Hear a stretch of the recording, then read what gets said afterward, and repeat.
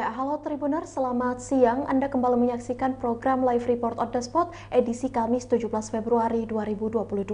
Siang ini kami akan menyajikan informasi menarik, berita faktual yang akan dilaporkan secara langsung oleh reporter Tribun Timur dari berbagai daerah. Bersama saya, Kinan Aulia, inilah Live Report on the Spot selengkapnya.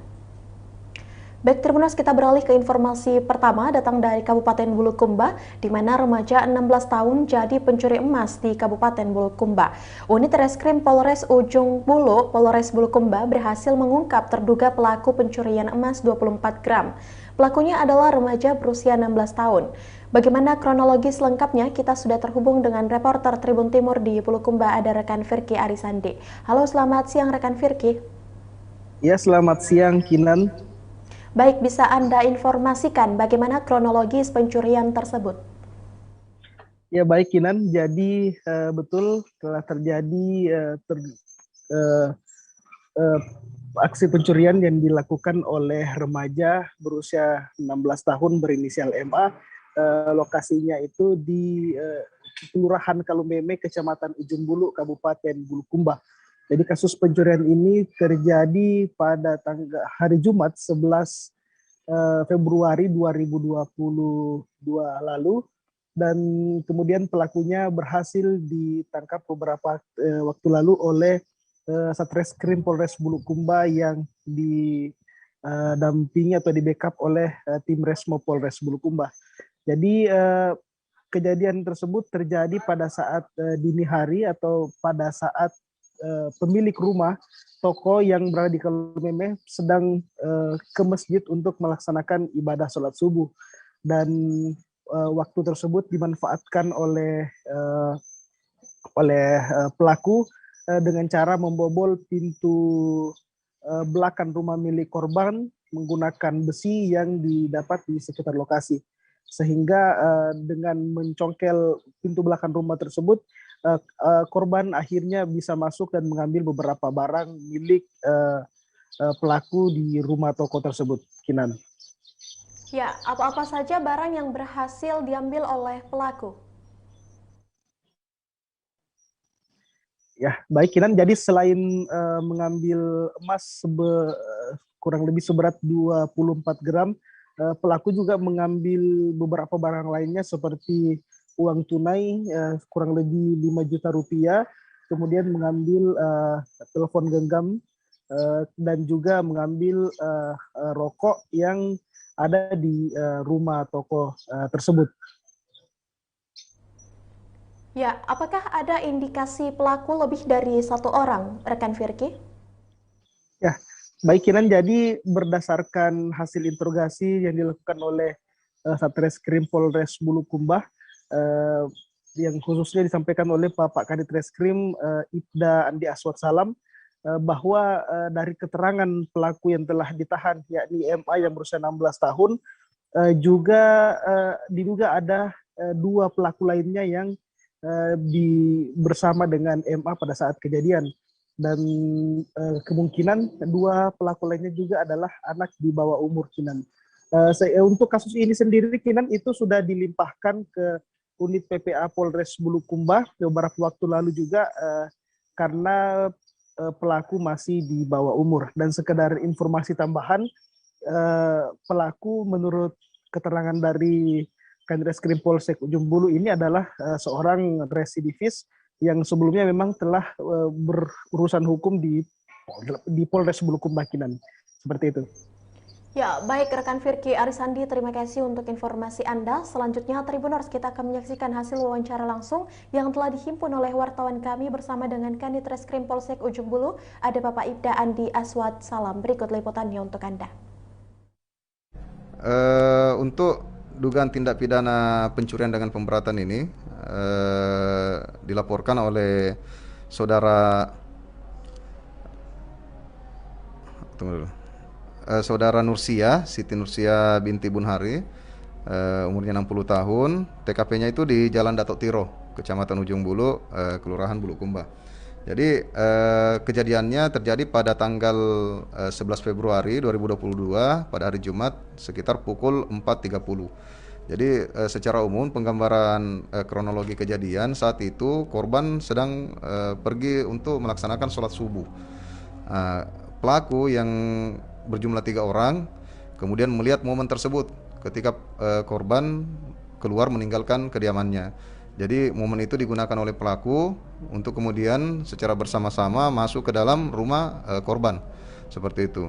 Jadi dari hasil pengambilan keterangan awal, para pelaku ini memasuki rumah korban itu melalui pintu belakang dengan cara merusak pintu belakang rumah korban. Setelah itu pelaku yang berjumlah 3 orang kemudian masuk dan mengambil beberapa barang berharga milik korban. Di antaranya itu uang senilai 5 juta rupiah, kemudian emas berupa gelang dan cincin senilai 24 gram, kemudian 1 HP merek Samsung, dan ada 20 bungkus atau sekitar 2 pak rokok yang terdiri dari rokok Surya dan rokok Sampurna. Nah, seperti itu. Ini pelakunya berinisial MA, umurnya 16 tahun. Kemudian kedua pelaku ini terindikasi juga masih anak di bawah umur, statusnya masih dalam pengejaran, seperti itu. Yang satunya ditangkap di mana? Jadi pelaku MA ini kemarin setelah kejadian itu, tepatnya pukul 5:30 di hari yang sama, hari Jumat itu, kami lakukan pengejaran berdasarkan hasil pengambilan keterangan saksi dan hasil pengumpulan alat-alat bukti beserta barang bukti di lapangan. Kami lakukan pengembangan, kemudian pelaku MA ini 16 tahun kami amankan di jalan Insinyur Soekarno, seperti itu. Ini dengar-dengar Bang, ini korban ini adalah residivis Bang ya? Iya, jadi khusus untuk korban MA ini memang terindikasi sudah beberapa kali melakukan tindak pidana, seperti itu. Jadi sekarang pelaku di mana Bang? Pelakunya sekarang karena berhubung yang bersangkutan masih di bawah umur, usianya 16 tahun, sehingga untuk penanganan lebih lanjut kami serahkan ke unit PPA Polres Bulukumba, seperti itu. Termasuk pengejaran dua pelaku lainnya Bang? Iya, jadi termasuk 2 identitas pelaku, kami sudah serahkan semua datanya ke unit PPA, nantinya akan di backup oleh unit Resmob Polres Bulukumba untuk secara bersama-sama dilakukan pengejaran, seperti itu. Dan 2 pelaku lainnya itu diduga anak di bawah umur juga Bang ya? Iya, jadi hasil pengambilan keterangan awal dari pelaku yang sudah kita amankan ini, si lelaki MA, kedua indikasi pelaku lainnya ini yang masih dalam pengejaran juga di bawah umur, kemungkinan besarnya seperti itu.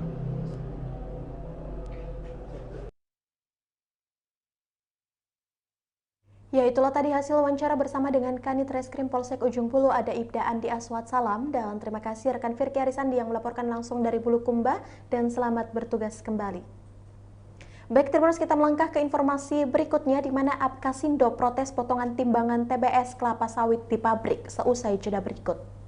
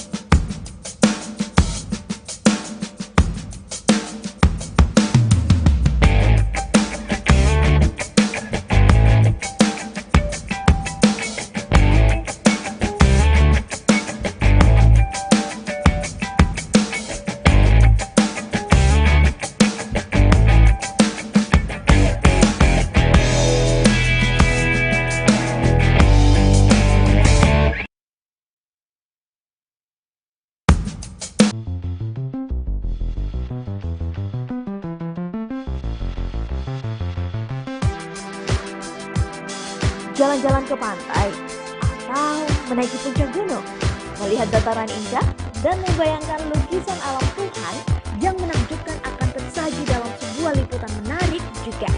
chill. Ikuti perjalanan saya menuju destinasi paling epik di Sulawesi Selatan. Hanya di Wisata Virtual Tribuners.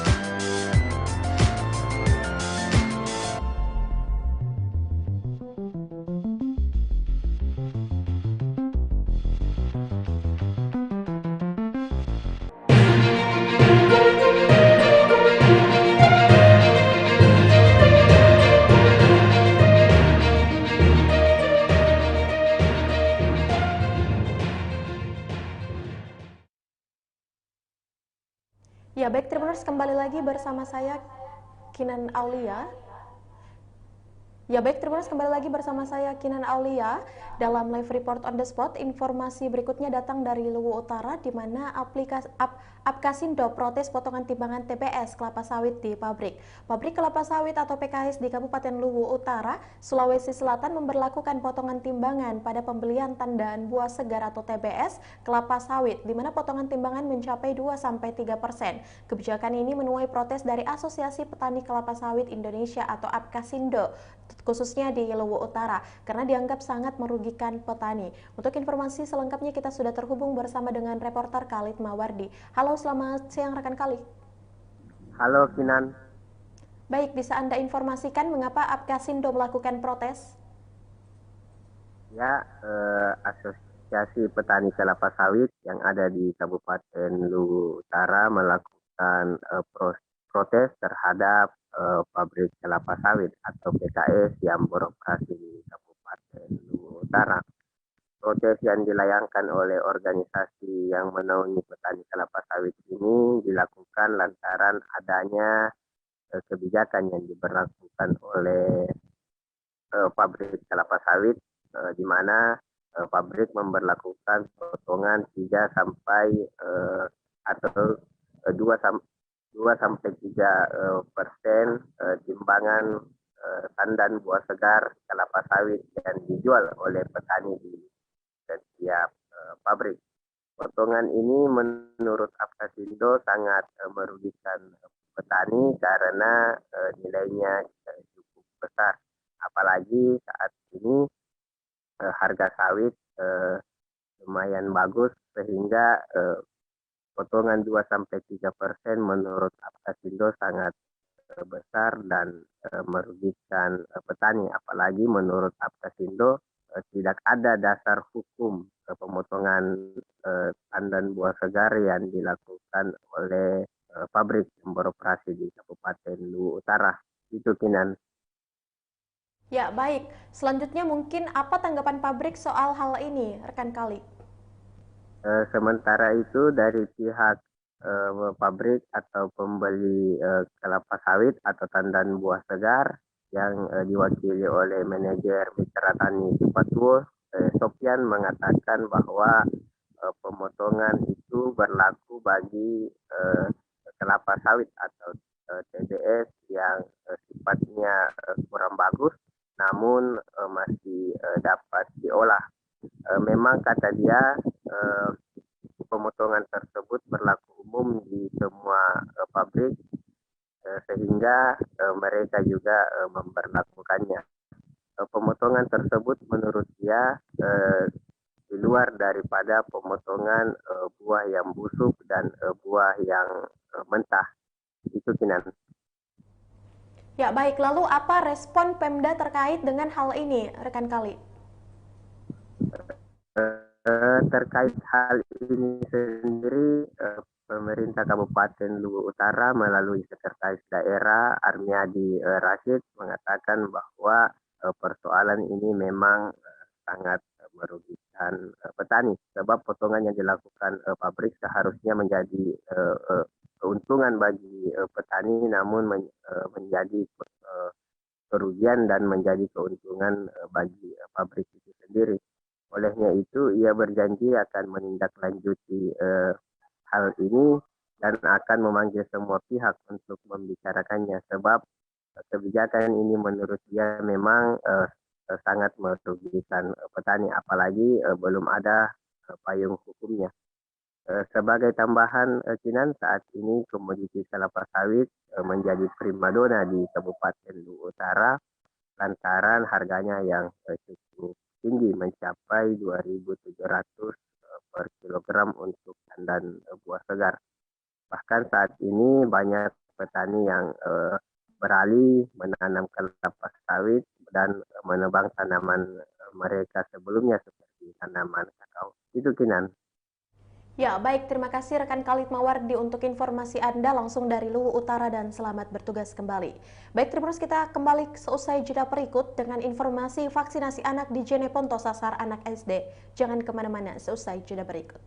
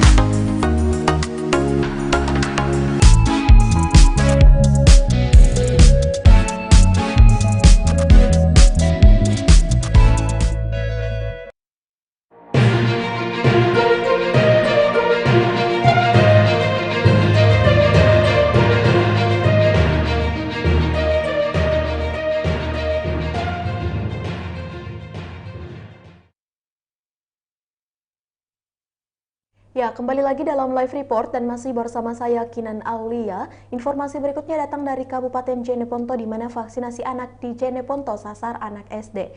Proses vaksinasi COVID-19 di Kabupaten Jeneponto, Sulawesi Selatan terus dilakukan oleh Dinas Kesehatan.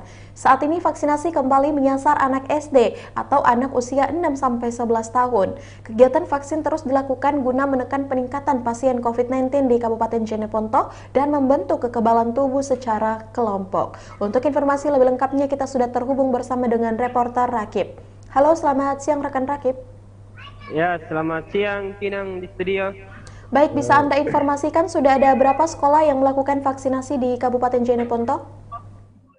Ya, terima kasih. Saat ini pihak Dinas Kesehatan terus melakukan proses vaksinasi dan saat ini sementara menyasar anak sekolah dasar atau anak SD yang berumur 6-11 tahun. Nah, untuk saat ini Dinas Kesehatan sudah melakukan sosialisasi kepada 11 kecamatan yang ada di Jeneponto dan menyasar seluruh sekolah dasar yang ada di Jeneponto untuk melakukan sosialisasi sekaligus melakukan vaksinasi COVID-19 kepada anak sekolah dasar. Nah, untuk sekolah yang sudah menyatakan siap dan sudah melakukan proses vaksinasi di sekolah yaitu ada 3 sekolah yang berada di Kecamatan Batang, Kabupaten Jeneponto, Sulawesi Selatan. Nah, seperti itu, Kinang. Ya, bagaimana reaksi orang tua siswa dan guru di sekolah saat proses vaksinasi? Nah, untuk reaksi orang tua siswa sendiri, banyak yang mempertanyakan bahwasanya apabila ada dampak dari vaksinasi untuk anak ini, siapa yang mau bertanggung jawab? Nah, itu yang banyak dipertanyakan oleh orang tua siswa. Tetapi orang tua siswa diberikan penjelasan atau sebelum dilakukan vaksinasi terhadap anak ini, terlebih dahulu dilakukan sosialisasi kepada guru-guru, kepada orang tua siswa. Nah, untuk dampaknya sendiri itu seperti yang disampaikan oleh Dinas Kesehatan, bahwasanya apabila ada anak yang divaksin terus ada dampaknya, maka yang akan bertanggung jawab itu adalah negara, seperti yang tertuang dalam yang disampaikan Kementerian Kesehatan, yang tertuang di dalam undang-undang, seperti itu. Kinang. Ya, sudah berapa persen capaian vaksinasi anak di Kabupaten Jeneponto, rekan Rakib? Nah, untuk capaian vaksinasi di Jeneponto sendiri, khususnya untuk anak SD atau anak usia 6 sampai 11 tahun itu sebanyak 1.982 orang, atau setara dengan 4,98%. Nah, adapun target anak sekolah dasar di Jeneponto itu sebanyak 39.721 dosis vaksinasi yang sudah disiapkan. Seperti itu, Kinan. Terima kasih untuk informasi Anda. Selanjutnya, Tribuners, kita akan menyaksikan hasil wawancara langsung yang telah dihimpun oleh wartawan kami bersama dengan jubir COVID-19, ada Suryaningrat. Berikut liputannya untuk Anda. Iya, jadi untuk saat ini kami masih menunggu kegiatan sosialisasi di tingkat sekolah kembali.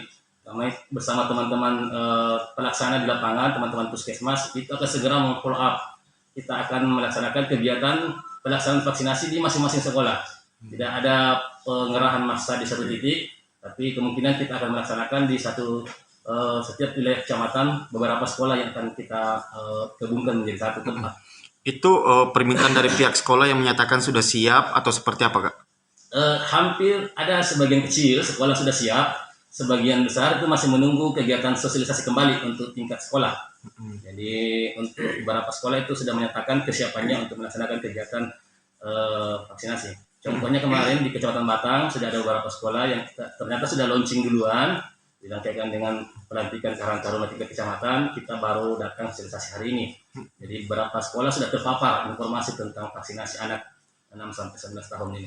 Untuk data sementara, Kak, sudah berapa siswa yang usia 6 sampai 11 tahun yang divaksin? Iya, jadi berdasarkan data yang kami peroleh melalui aplikasi KPCPN, untuk usia 6 sampai 11 tahun itu kita sudah berada di angka 1.982 anak yang telah divaksin, atau sekitar 4,98% dari target anak itu 39.771 anak usia 6 sampai 11 tahun. Itu untuk dosis pertama. Telah ada juga kita vaksin dosis kedua 275 orang atau 0,69%. Kemungkinan yang 275 ini adalah siswa SMP kelas 1 yang belum berusia 12 tahun. Masih di bawah 12 tahun karena masuk kategori 6 sampai 11 tahun. Sejauh ini ada tidak laporan masuk beberapa sekolah yang menyatakan belum siap divaksin, Kak? Sampai saat ini informasi dari Dinas Pendidikan semua sekolah siap, hanya membutuhkan waktu untuk memberikan informasi kepada para orang tua siswanya. Ya, itulah tadi hasil wawancara bersama dengan jubir COVID-19, ada Suryaningrat, dan terima kasih rekan Rakib yang melaporkan langsung dari Jeneponto, dan selamat bertugas kembali. Ya baik Tribuners, informasi tadi menutup perjumpaan kita pada siang hari ini. Jangan lupa untuk terus menyaksikan program Live Report on the Spot setiap harinya pukul 14.00 hanya di kanal YouTube dan Facebook Tribun Timur. Dan saya juga mengingatkan kepada Tribuners untuk selalu menjaga protokol kesehatan dan jangan lupa melakukan vaksinasi. Saya Kinan Aulia mewakili kru yang bekerja pamit, terima kasih dan sampai jumpa.